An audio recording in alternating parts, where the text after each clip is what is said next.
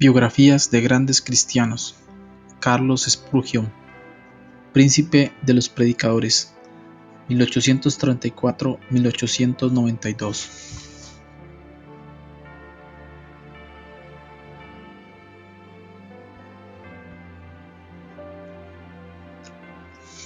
El Príncipe de los Predicadores. Durante el periodo de la Inquisición española, bajo el reinado del emperador Carlos V, un número muy grande de creyentes fueron quemados en las plazas públicas o enterrados vivos. El hijo de Carlos V, Felipe II, en 1567 llevó la persecución hasta los Países Bajos, declarando que aunque le costase 1000 veces su propia vida, él limpiaría todo su dominio del protestantismo. Antes de morir, se jactaba de haber mandado el verdugo por lo menos a 18.000 herejes. Al comenzar ese reinado de terror en los Países Bajos, muchos millares de creyentes huyeron para Inglaterra. Entre los que escaparon del concilio de sangre se encontraba la familia Spurgeon. En Inglaterra el pueblo de Dios tampoco se encontraba libre de la persecución, al mismo tiempo que Juan Bunyan, autor del Progreso del Peregrino, permanecía en la prisión de Bedford. J. O. Spurgeon, bisabuelo del tatarabuelo de Carlos, se encontraba preso por segunda vez por haber asistido a un culto evangélico y permaneció casi 4 meses en la cárcel de Chelmsford, donde pasó la mayor parte del tiempo sentado por hallarse demasiado débil para acostarse. Los bisabuelos de Carlos eran creyentes, fervorosos, y habían criado a sus hijos en el temor de Dios. Su abuelo paterno, después de casi 50 años de pastorado en el mismo lugar, podía decir: «No he tenido ni una hora de tristeza con mi iglesia después que asumí el cargo de pastor». El padre de Carlos, Santiago Spurgeon, fue el amado pastor de Stambourne. Cuando Carlos era todavía un niño, se interesaba por la lectura de El Progreso del Peregrino, de la historia de los mártires y de diversas obras de teología. Es casi imposible apreciar la enorme influencia que esas obras ejercieron sobre su vida. Se puede apreciar que él era precoz en los asuntos espirituales por el siguiente acontecimiento. A pesar de ser un niño de apenas 5 años de edad, sintió profundamente el cuidado del abuelo por causa del comportamiento de uno de los miembros de la iglesia llamado el viejo Rhodes. Cierto día Carlos, al encontrar a Rhodes en compañía de otros fumando y bebiendo cerveza, se dirigió a él en estos términos: «¿Qué haces aquí, Elías?». El viejo Rhodes, arrepentido, contó entonces a su pastor cómo al principio se disgustó con el niño, pero al fin se conmovió. Desde aquel día el viejo Rhodes anduvo siempre cerca del Salvador. Cuando Carlos era todavía pequeño, quedó convencido de pecado por Dios. Durante algunos años se sintió como una criatura sin esperanza, sin consuelo. Asistía a diferentes cultos en distintos lugares sin llegar a saber cómo podía librarse del pecado. Entonces, cuando tenía 15 años de edad, aumentó en él el deseo de ser salvo. Ese deseo aumentó en tal forma que pasó 6 meses agonizando en oración. En ese tiempo, un día asistió a un culto en cierta iglesia, pero ese día el predicador no pudo ir al culto debido a una gran tormenta de nieve. A falta del pastor, un zapatero se levantó para predicar ante las pocas personas que se encontraban presentes y leyó este texto: «Mirad a mí y sed salvos todos los términos de la tierra». Isaías 45:22. El zapatero, que no tenía experiencia en el arte de predicar, solamente podía repetir el pasaje y decir: «Mirad, no es necesario que levantéis ni un pie ni un dedo. No es necesario que estudiéis en el colegio para saber mirar, ni tampoco que contribuyáis con 1000 libras esterlinas. Mirad a mí y no a vosotros mismos. No hay consuelo en vosotros. Miradme, sudando grandes gotas de sangre. Miradme colgado de la cruz. Miradme muerto y sepultado. Miradme resucitado. Miradme sentado a la derecha de Dios». Luego, fijando los ojos en Carlos, le dijo: «Joven, parece que tú eres desgraciado. Serás infeliz en la vida y en la muerte si no obedecieres». Entonces gritó con más fuerza: «Joven, mira a Jesús, míralo ahora». Y el joven miró y continuó mirando, hasta que por fin un gozo indecible se apoderó de su alma. El recién salvo, al contemplar el constante celo del maligno, se sintió inspirado por el poder divino para hacer todo lo posible para disfrutar de la obra del enemigo del bien. Spurgeon aprovechaba todas las oportunidades para distribuir folletos. Se entregaba de todo corazón a enseñar en la escuela dominical, donde se ganó desde el comienzo el amor de sus alumnos y por intermedio de ellos la presencia de los padres en la escuela dominical. A la edad de 16 años comenzó a predicar acerca de ese hecho. Él dijo lo siguiente: ¿cuántas veces me fue concedido el privilegio de predicar en la cocina de la casa de algún agricultor o en un establo? Algunos meses después de predicar su primer sermón, fue llamado a pastorear la iglesia de Waterbeach. Su abuelo paterno, después de casi 50 años de pastorado en el mismo lugar, podía decir: no he tenido ni una hora de tristeza con mi iglesia después que asumí el cargo de pastor. Padre de Carlos, Santiago Spurgeon fue el amado pastor de Stamford. Al cabo de 2 años, esa iglesia de 40 miembros pasó a tener 100. El joven predicador deseaba educarse y el director de una escuela superior que estaba de visita en esa ciudad le dio una cita para discutir con él ese asunto. Sin embargo, la criada que recibió a Carlos por descuido no llamó al profesor y este salió sin saber que el joven lo estaba esperando. Después, ya en la calle, un poco triste, Carlos oyó una voz que le decía: ¿buscas grandes cosas para ti? No las busques. Fue entonces allí mismo que abandonó la idea de estudiar en ese colegio, convencido de que Dios lo dirigía a otras cosas. No se debe concluir, sin embargo, que Carlos Spurgeon decidió no educarse y después de eso, él aprovechó todos los momentos libres para estudiar.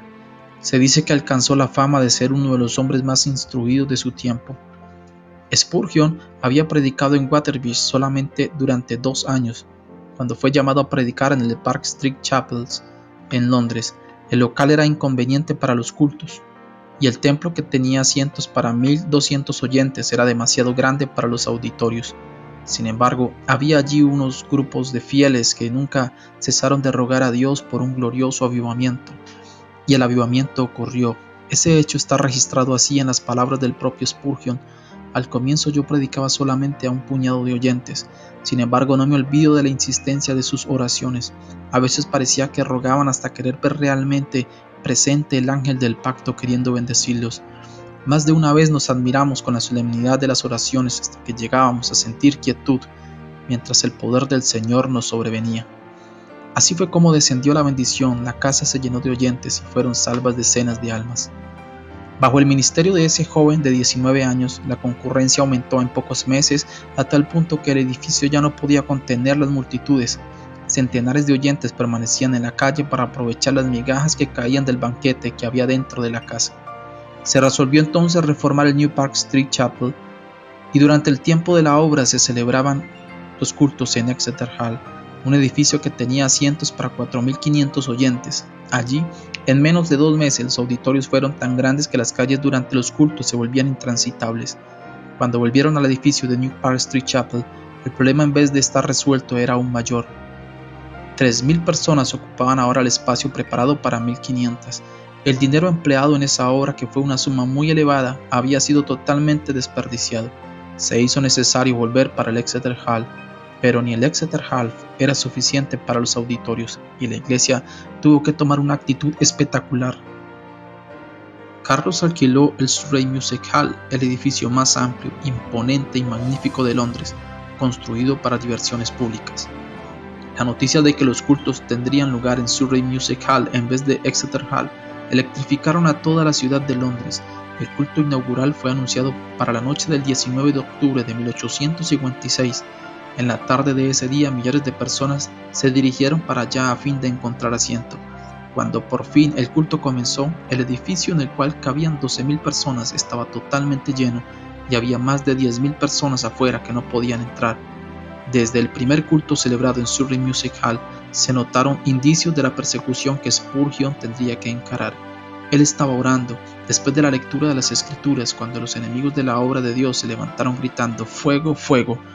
A pesar de todos los esfuerzos de Spurgeon y de todos los otros creyentes, la gran masa de gente estaba tan envuelta en el tumulto que se produjo que 7 personas murieron y 28 quedaron gravemente heridas. Después, sereno, se encontraron regados por todas partes del edificio restos de ropa de hombre y de mujer, sombreros, mangas de vestidos, zapatos, piernas de pantalones, mangas de sacos, chales, etcétera, etcétera, objetos esos que millares de personas dejaron en la lucha de escapar del edificio. En todo momento Spurgeon se comportó con la mayor calma durante todo el tiempo de la indescriptible catástrofe, pero después pasó días postrado sufriendo a consecuencia de semejante suceso. Las noticias sobre los trágicos sucesos ocurridos durante el primer culto celebrado en Surrey Music Hall, en vez de perjudicar la obra, sirvieron de estímulo para aumentar el interés de los cultos. De un día para otro, Spurgeon, el héroe del sur de Londres, se volvió un personaje de proyección mundial. Aceptó invitaciones para predicar en las ciudades de toda Inglaterra, Escocia, Irlanda, Gales, Holanda y Francia. Predicaba al aire libre y en los mayores edificios, un promedio de 8 a 12 veces por semana. En ese tiempo, siendo todavía joven, reveló cómo lograba entender en las Escrituras los textos difíciles, es decir, cómo simplemente pedía a Dios: «Oh Señor, muéstrame el sentido de este pasaje», y añadió: «Es maravilloso verificar cómo el texto duro, como un pedernal, emite chispas cuando es golpeado con el acero de la oración». Años más tarde dijo lo siguiente: «Orar acerca de las Escrituras es como pisar las uvas en el lagar, trillar el trigo en la era y extraer el oro de las minas». Acerca de su vida familiar, Susana, la esposa de Spurgeon, escribió lo siguiente: «Practicábamos el culto doméstico, ya fuese hospedados en un rancho en las sierras, ya en un suntuoso cuarto de hotel de la ciudad, y la bendita presencia de Cristo, que para muchos creyentes parece imposible alcanzar, era para él la atmósfera natural. Él vivía y respiraba en el Señor». Antes de iniciar la construcción del famoso templo de Londres, el tabernáculo metropolitano, Spurgeon, junto con algunos de los miembros de la iglesia, se arrodillaron en el terreno entre las pilas de materiales de construcción y rogaron a Dios que no permitiese que ningún trabajador muriese ni quedase herido durante la ejecución de las obras de construcción. Dios respondió maravillosamente a esa oración, no permitiendo que ocurriese ningún accidente durante todo el tiempo de la construcción del imponente edificio, que medía 80 metros de largo, 28 metros de ancho y 20 de alto. La iglesia comenzó a edificar el tabernáculo teniendo como meta liquidar todas las deudas de los materiales y pagar toda la mano de obra antes de que acabase la construcción. Como de costumbre, pidieron a Dios que les ayudase a realizar ese deseo, y todo quedó pagado antes del día de la inauguración. El tabernáculo metropolitano quedó terminado en marzo de 1861. Durante los siguientes 31 años, un promedio de 5,000 personas se congregaban allí todos los domingos, por la mañana y por la noche, de 3 en 3 meses. Spurgeon pedía a los que habían asistido en ese periodo que se ausentasen. Ellos así lo hacían. Sin embargo, el tabernáculo estaba siempre lleno con otra parte de las masas que aún no habían sido alcanzadas por el mensaje. Durante cierto periodo predicó 300 veces en 12 meses. El mayor auditorio al cual predicó fue en el Crystal Palace de Londres, el 7 de octubre de 1857. El número exacto de asistentes fue de 23.654 personas.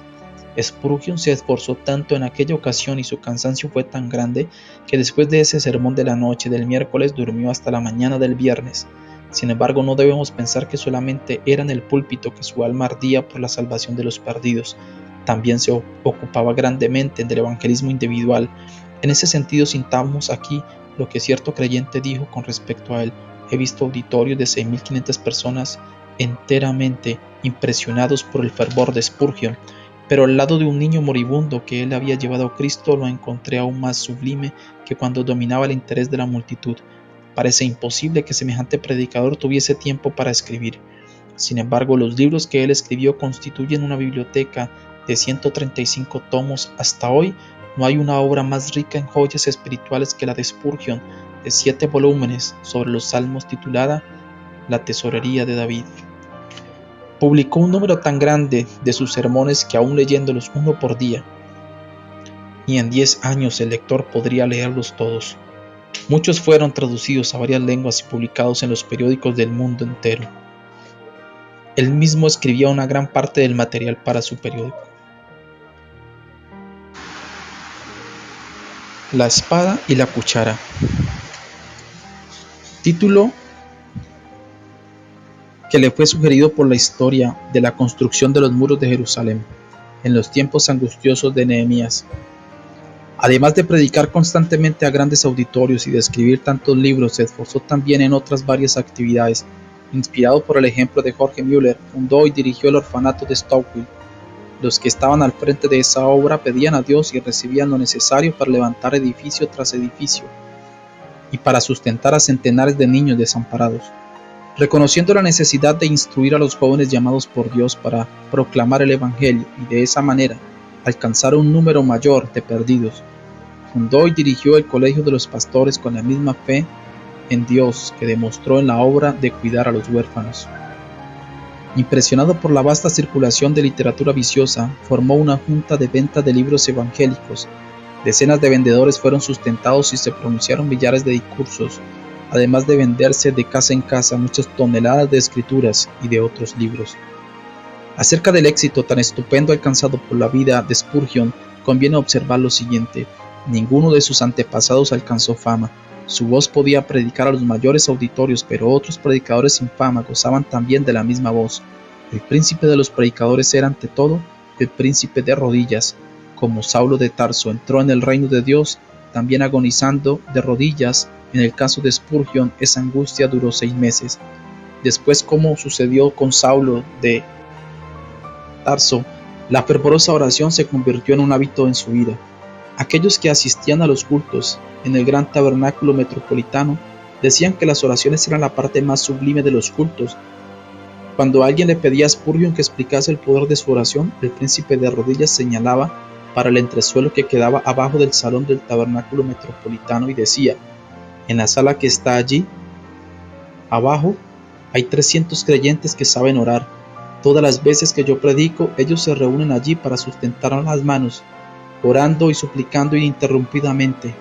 En la sala que está debajo de nuestros pies es donde se encuentra la explicación del misterio de esas bendiciones. Spurgeon acostumbraba dirigirse a los alumnos del colegio de los pastores de esta manera: permaneced en la presencia de Dios. Si vuestro fervor llega a enfriarse, no podréis orar bien en el púlpito, tampoco en el seno de la familia, y menos aún cuando estéis estudiando solos. Si vuestra alma se debilita, los oyentes, sin saber por qué, notarán que vuestras oraciones públicas tienen muy poco sabor. Asimismo, sobre la oración, su esposa dio este testimonio: él le daba mucha importancia a la media hora de oración que pasaba con Dios antes de comenzar el culto. Cierto creyente también escribió sobre este respecto lo siguiente: se siente durante su oración pública que él es un hombre de bastante fuerza como para llevar en las manos ungidas las oraciones de una multitud. Esta es la idea más grandiosa del sacerdote entre Dios y los hombres. Convencido del gran poder de la oración, Spurgeon designó el mes de febrero de cada año para celebrar en el gran tabernáculo la convención anual de hacer súplicas por un avivamiento de la obra de Dios. En esas ocasiones pasaban días enteros en ayuno y en oración que se volvía más y más fervorosa. No solamente sentían la gloriosa presencia del Espíritu Santo en sus cultos, sino que les era aumentado el poder con frutos abundantes. En su biografía consta que desde el comienzo de su ministerio en Londres, numerosas personas gravemente enfermas se curaron como respuesta a sus oraciones. La vida de Spurgeon no era una vida egoísta y de interés propios. Él y su esposa hicieron los mayores sacrificios para colocar libros espirituales en las manos de un gran número de predicadores pobres y contribuían para colocar libros constantemente al sustento de las viudas. Estos libros espirituales en sus manos, en manos de un gran número de predicadores pobres, también contribuían constantemente al sustento de los huérfanos y de las viudas. Recibían grandes sumas de dineros, pero lo daban todo para el progreso de la obra de Dios. Nunca buscó fama ni la honra de fundador de otra denominación, como muchos de sus amigos esperaban. Nunca predicó para su propia gloria, sino que tuvo siempre como propósito el mensaje de la cruz para llevar a los oyentes a Dios. Consideraba sus sermones como si fuesen saetas y ponía en ellos todo su corazón, empleando toda su fuerza espiritual para producirlos. Predicaba confiado en el poder del Espíritu Santo, empleando lo que Dios le concediera para conmover el mayor número de oyentes. Carlos Haydon Spurgeon recibía el fuego del cielo estudiando la Biblia, horas enteras en comunión con Dios. Cristo era el secreto de su poder. Cristo era el centro de todo para él. Siempre y únicamente Cristo. J. P. Fruit dijo lo siguiente: cuando Spurgeon oraba, parecía que Jesús estaba de pie a su lado. Sus últimas palabras en el lecho de muerte dirigidas a su esposa fueron estas: Oh querida, he gozado un tiempo muy glorioso con mi Señor. Ella, al ver por fin que su marido había partido con el Señor, cayó de rodillas y con lágrimas exclamó: Oh bendito Señor Jesús, te agradezco el tesoro que me prestaste durante todos estos años. Ahora, Señor, dame fuerzas y dirección para seguir en el futuro. 6.000 personas asistieron a su funeral. En el féretro le pusieron una Biblia abierta que mostraba el texto que Dios usó para convertirlo. Mirad a mí y sed salvos, todos los términos de la tierra. El cortejo fúnebre pasó entre cientos de miles de personas que se encontraban apostadas de pie. En las mujeres lloraban. La sencilla tumba del célebre príncipe de los predicadores en el cementerio de Norwood da testimonio de la verdadera grandeza de su vida. En la lápida se leen estas humildes palabras: aquí yace el cuerpo de Carlos Haddon Spurgeon, esperando la aparición de su Señor y Salvador Jesucristo.